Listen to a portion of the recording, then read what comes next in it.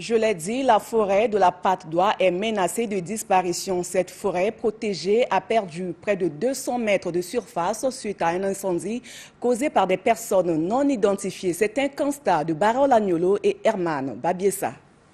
Derrière ces œuvres d'art, l'on aperçoit cette forêt de la Patte d'Oie visiblement intacte.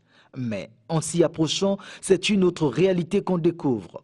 Des arbres coupés, des trous couverts de morceaux de bois. Bref, sur un espace de 50 mètres carrés environ, une partie de la forêt est détruite.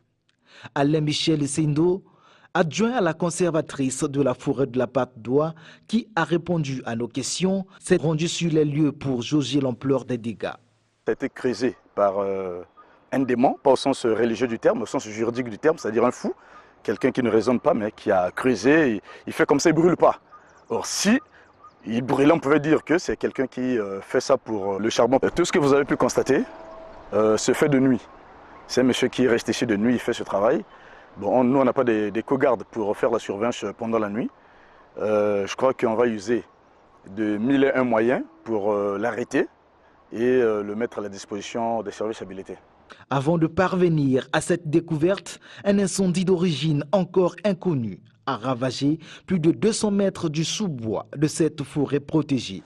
Et c'est grâce à l'intervention des sapeurs-pompiers que le feu a été maîtrisé. Le feu était déjà un feu de grande ampleur, disons un incendie, et on n'a pas vraiment eu la présence humaine sur les lieux. Avec le moyen que nous avions mis à disposition pour lutter contre cet incendie, nous avions eu à le faire. Et c'est un incendie qui s'est propagé sur une superficie très très large. Ainsi est menacé l'un des symboles forts de la politique verte engagée par le Congo et protégé depuis le 13 août 1938.